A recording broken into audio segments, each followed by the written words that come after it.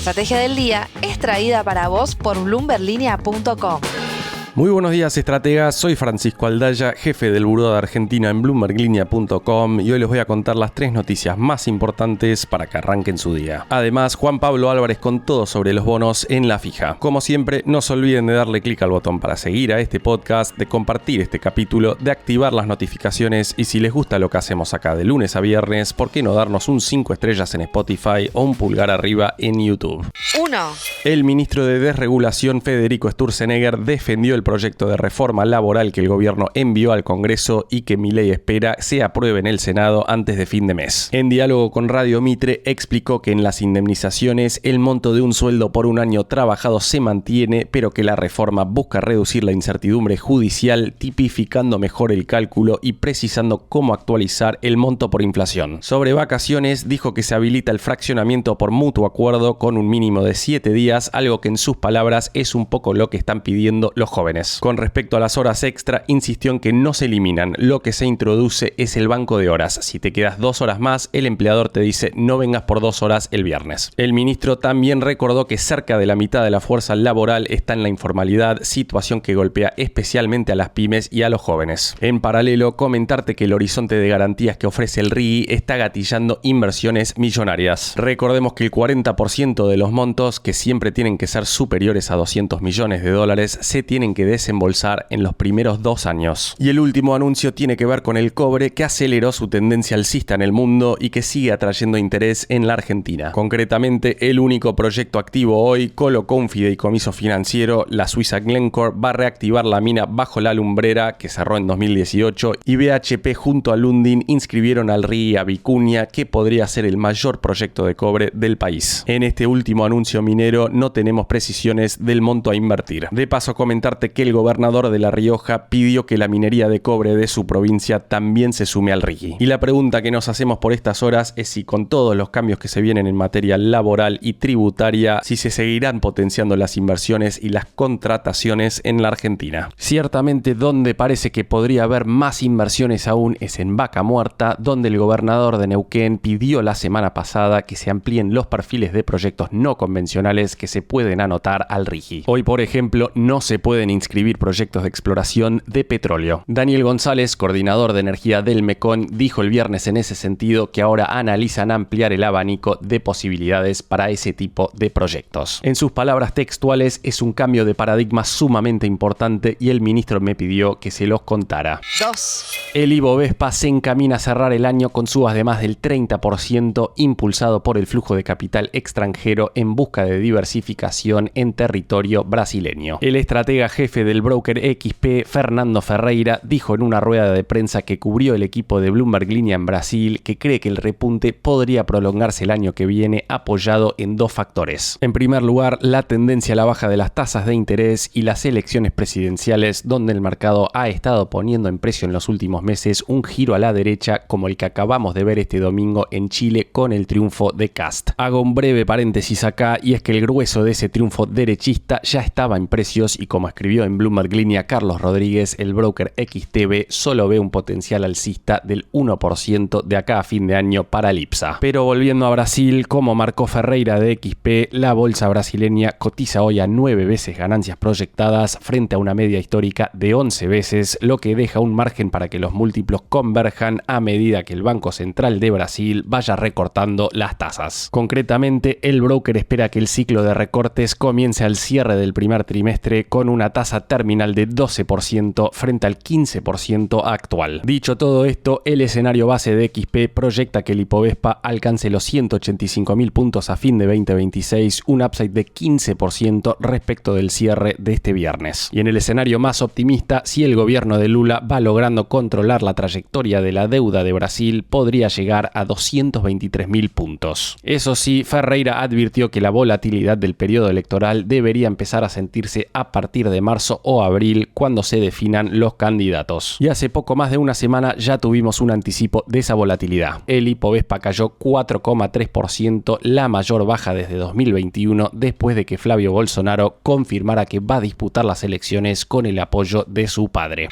3. Vamos a un tema que preocupa a los inversores más ortodoxos de la renta fija global. Y es que el endeudamiento mundial trepó 26,4 billones de dólares en los primeros 9 meses del año y alcanzó un total de 345,7 billones de dólares, equivalente al 310% del PBI global. De acuerdo a un informe del Instituto de Finanzas Internacionales, China y Estados Unidos concentran la mayor parte del aumento, pero Brasil y México también figuran entre los emergentes que más contribuyeron a ese stock de deuda. El país gobernado por Lula lidera con un ratio de deuda pública sobre PBI de 91%, seguido por El Salvador con 88% y Argentina con 77%. Si miramos el caso de México y hablando de deuda pública total, tanto a multilaterales como a bonistas privados, ese porcentaje se ubica en 48%. Con datos al cierre del tercer trimestre, Colombia está en 67% y Chile solo en 44%. En ese sentido, el Instituto de Finanzas advirtió que la emisión de eurobonos por parte de soberanos emergentes alcanzó un máximo histórico, lo que refleja mayor dependencia del financiamiento externo. El endeudamiento global preocupa a muchos inversores y no por nada los rendimientos de bonos del Tesoro estadounidense a 30 años subieron a un máximo de 3 meses este viernes. Pero pese a ese panorama complejo para los bonos, los fondos siguen constructivos sobre el equity. El banco suizo UBS por lo pronto actualizó la semana pasada su objetivo para el S&P 500 a 7.700 puntos para diciembre del 2026, es decir, una suba de casi el 13% desde el cierre del viernes. Esto apoyado por un crecimiento económico resiliente en Estados Unidos, recortes de tasas de la Fed y el auge de la inversión en inteligencia artificial. Sobre este último punto, vale la pena destacar que Elon Musk dijo recientemente en el podcast de Joe Rogan que la única solución que ve factible para el problema de la deuda es un crecimiento exponencial de la economía norteamericana justamente a través de la inversión en IA. Volviendo a UBS, el banco suizo proyecta un crecimiento de los beneficios por acción de 11% en 2025 y de 10% en 2026. Sin embargo, el corto plazo sigue marcado por la volatilidad. El Nasdaq 100 por lo pronto llegó a tocar rojos del 2% el viernes, presionado por la empresa Broadcom, que se desplomó 11% después de un guidance de ventas que no cumplió con las expectativas más exigentes del mercado. Y en paralelo, Oracle profundizó su caída después de conocerse retrasos en proyectos de infraestructura de datos. El S&P 500 también retrocedió, en su caso por 1%, después de haber cerrado en un nuevo récord en la rueda del jueves. Esas caídas con declaraciones relevantes en el trasfondo. Por lo pronto, Beth Hammack de la Fed de Cleveland dijo que preferiría una política ligeramente más restrictiva para seguir presionando los precios a la baja, mientras que Jeff Schmidt de la Fed de Kansas fue más lejos aún y explicó que había disentido en el recorte de tasas de la semana pasada porque considera que la inflación sigue demasiado alta y la economía estadounidense mantiene un impulso considerable.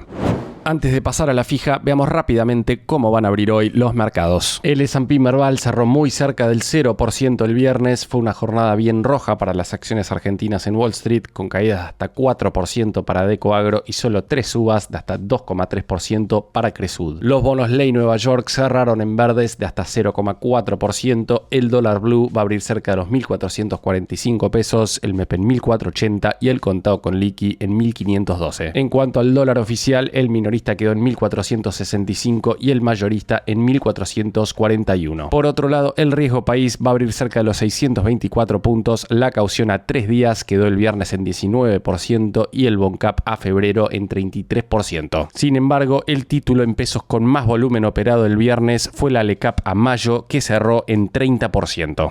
La fija. Y ahora, Juan Pablo Álvarez, contanos por favor qué está pasando con los bonos en la fija. Buenos días, inversores, vamos a hablar de bonos. Venimos de una semana en la que la principal novedad fue la vuelta de Argentina al mercado de deuda en dólares mediante la colocación del Bonar 2029N, a partir del cual el Ministerio de Economía se hizo de unos 912 millones de dólares a una tasa del 9,26% anual mediante un cupón de 6,5%. El instrumento vence en noviembre de 2029. Por otro lado, el jueves el Tesoro se hizo de unos 21,27 billones de pesos en una licitación en moneda local, logrando un rollover del 102% de los vencimientos del 15 de diciembre. Sobre estos dos temas vamos a hablar con nuestra invitada de hoy. Pero antes les comento que también siguió la ola de colocaciones corporativas. El jueves YPF Luz colocó una ON dólar MEP Ley Argentina por un monto de $45 millones con vencimiento el 15 de diciembre de 2028, cupón anual de 6,75%, pagadero trimestralmente y amortización bullet.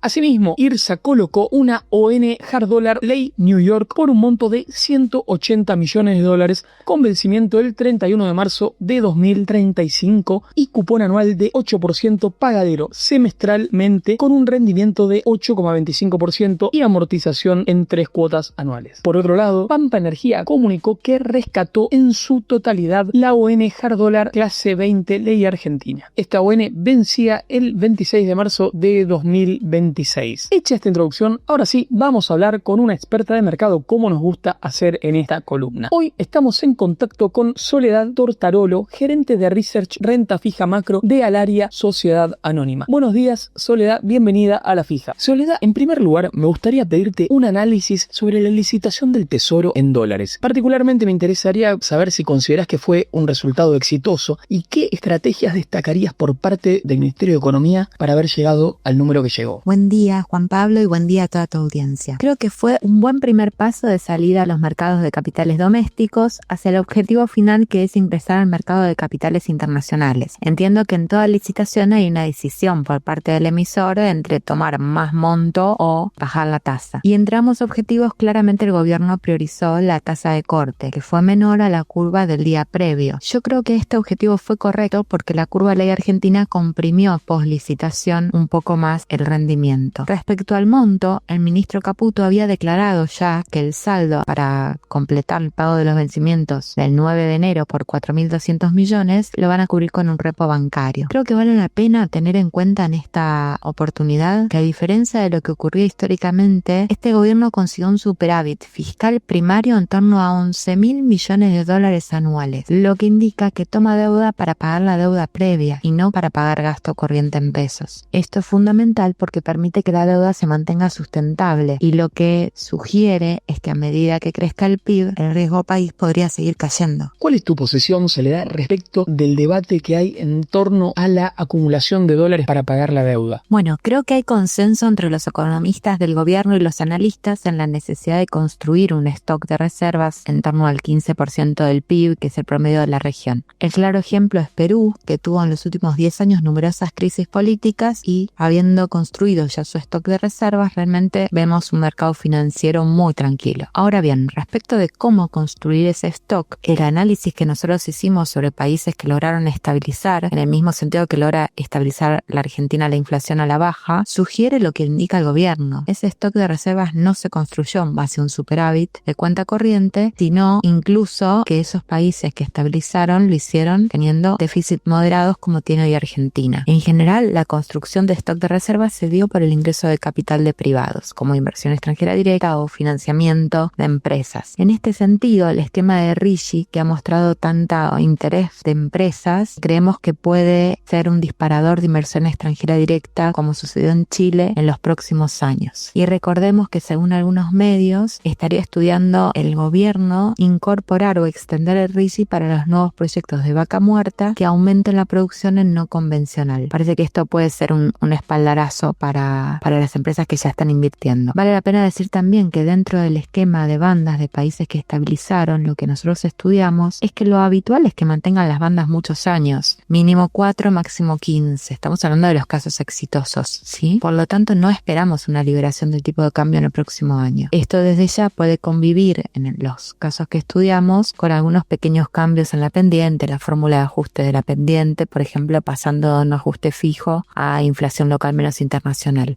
Pero nos parece importante resaltar que las bandas cambiarias llegaron para quedarse unos cuantos años. ¿Empiezan a haber interés del exterior por ingresar en activos argentinos o todavía no se mueve la aguja? Vimos una gran cantidad de emisiones de deuda corporativa y provincial en ley Nueva York, que sugiere el mayor apetito de inversores extranjeros. También post elecciones vimos varias semanas mayor interés en la curva de bonos soberanos ley Nueva York, y por eso comprimieron los spreads por legislación. Yendo a la parte pesos, ¿qué conclusiones sacás de la última licitación inflación. ¿Crees que el gobierno necesitaría sí o sí lograr altos rollover en las próximas subastas? Creo que fue una gran licitación con una refinanciación del 102% en un mes con mucha demanda de pesos por cuestiones estacionales. Y el tema de la mayor demanda de activos ajustados por ser, que se llevaron el 50% del total de la demanda respecto del 37% del total en tasa fija, cuando habitualmente es lo contrario, es una pequeña señal de que de corto plazo las tasas nominales habrían encontrado un piso, seguramente vinculado a que el dato de inflación de noviembre vino un poquito arriba de lo que esperaba el mercado. Entonces pensamos que para que retome el sendero bajista, la inflación debería empezar a acercarse al 2 o incluso perforarlo. Recordemos que el REM espera una inflación debajo del 2 tan pronto como para enero del 26. Respecto a los niveles de rollover en el futuro, la deuda del Tesoro en pesos en poder de privados es realmente muy baja. Es 10% del PIB y se encuentra mayormente en poder de institucionales. No vemos aquí un tema, digamos. ¿Consideras que la política monetaria del gobierno ya está estabilizada o prevés que pueda haber nuevos sobresaltos? Creo que es una política monetaria de transición, al igual que las bandas son una transición entre una situación de un país que viene con muchos sobresaltos a algo más normal. Lo que creo que sí es fundamental es que las tasas en pesos le ganen al tipo de cambio de la inflación durante varios años. Esto estimula a que los inversores no duden en invertir en moneda doméstica y agranda el mercado. Esto es lo que hizo, por ejemplo, Brasil y construyó uno de los sistemas financieros más grandes de la región. ¿Qué nos están diciendo los break-even de inflación y de dólar de la parte pesos respecto de lo que espera el mercado para la economía argentina? Los break-even de inflación nos dan en torno al 20% anual para el próximo año y los break-even del tipo de cambio están arriba de la banda superior desde enero del 26, mientras que los futuros están arriba de la banda desde junio. Es bueno tener en cuenta que el próximo año podría haber cierta demanda nueva por estos temas como el desbloqueo de las cuentas cera y las utilidades generadas en 2025 para marzo, lo cual podría tener que ser compensado con algunas nuevas ofertas como inversión extranjera directa, nuevo financiamiento de empresas o del gobierno. En los últimos días, Ciudad Autónoma de Buenos Aires y Santa Fe emitieron bonos que admiten compras de minoristas, a diferencia de lo que sucedía antes. ¿Les parece que estos bonos subsoberanos ofrecen oportunidades de diversificación para conservadores o siguen siendo más atractivos los corporativos y los bopreales? Sí, creemos que ofrecen oportunidades de diversificación. Santa Fe tiene poca deuda y Cava tiene un buen historial crediticio. A esto se suman los bonos corporativos de empresas de primera línea que suelen tener muy baja volatilidad y los bopreales que mayormente vencen en este mandato y son menos volátiles que los globales más largos. ¿Cómo armarías hoy una cartera conservadora con exposición 100% argentina y como una cartera agresiva? Pensando en un inversor institucional genérico, aunque lógicamente la cartera se arma en base a necesidades específicas de nuestros clientes, podríamos mencionar como una cartera conservadora que solo tiene Argentina, 40% de ONs ley argentina de primera línea, 40% de duales y 20% de bonos ser cortos. Para una cartera más agresiva que solo tenga Argentina, pensamos un 5% en el Bond T30, 25% ser, 25 duales, 20% de soberanos largos como el GD41 y 25% de acciones, 15% oil and gas y 10% de acciones de bancos. ¿Están observando que el cepo actual genere oportunidades de arbitraje puntuales? Bueno, la oportunidad que está habiendo ahora es el canje, este diferencial entre la cotización del contado con liquidación o dólar afuera y el MEP o dólar en banco local. Vimos empresas que están vendiendo bonos corporativos ley Nueva York, compran los ley Argentina de la misma empresa y se hacen de esa diferencia. El canje había alcanzado 3% hace poquitos días y ya con estos arbitrajes empezó a acercarse al 2,4%. Vale la pena decir que hay meses en los cuales el canje vale menos de 1, con lo cual después si las empresas quieren pueden recomprar su posición de ley Nueva York. Pregunta más conceptual te hago. ¿Qué consideras que tiene que pasar en Argentina para que tengamos un mercado de capitales más profundo? Creo que sería bueno que existan reformas impositivas y algunas estructurales. Por ejemplo, beneficios para fondos de pensiones y ahorro que generan alguna deducción impositiva o para seguros de vida, también para fondos de retiro. Son inversores de largo plazo que está bueno cuidarlos porque generan el mercado de capitales. Creemos que esto ayudaría a ampliar el mercado actual, que es muy chiquito. También, si el MSCI nos reclasifica, ayudaría a ampliar el mercado accionario local. En el largo plazo, creemos que es bueno que los inversores ganen en moneda doméstica. En este sentido, sería bueno que Argentina mantenga estas tasas de interés reales en términos de inflación, como una señal para los inversores. Creo que esto ayuda, como vimos en Brasil, a generar mercados más profundos. Yendo al exterior, Estados Unidos pese al aumento de la deuda y la inestabilidad fiscal, logró comprimir spreads. ¿A qué lo atribuís? ¿Pensás que puede seguir bajando la tasa a 10 años o la esperás cerca de 4% para 2026? Tomando un poco de perspectiva, en el último año la Fed recortó 100 puntos básicos su tasa de referencia hasta el nivel de 3.50-3.75, mientras los bonos largos a 10 años recortaron solo 15 puntos básicos hasta 4.18. Ahí vemos cierta preferencia de los inversores en el corto plazo. La tasa real histórica de un bono a 10 años de Estados Unidos fue en promedio 0,8 más inflación, con lo cual ahora podría recortar unos 48 puntos básicos adicionales, la tasa larga de un bono a 10 años, para volver a su promedio histórico. Pero ya está mucho más cerca de un equilibrio. El ajuste fuerte creemos que ya pasó y desde ya esa baja implica que no se acelera la inflación, que no se acelera el déficit o que no existe alguna recesión, ¿no es cierto? ¿Están viendo con interés algún segmento de la renta fija internacional? Creo que la baja de tasas de Estados Unidos genera una oportunidad en general para los bonos emergentes. Y dentro de los bonos emergentes vemos una oportunidad interesante en los corporativos argentinos de energía de Nueva York, porque están dando retornos de entre 350 y 400 puntos básicos más que los bonos del Tesoro a los mismos plazos, y este es el mayor spread de la región, y estamos hablando de empresas con un potencial de crecimiento que se ve tanto en el aumento de producción ya observado como en los proyectados. Creo que ahí hay una ganancia potencial de capital si recortamos ese spread al que hay en la región, que quizás es 150 puntos básicos.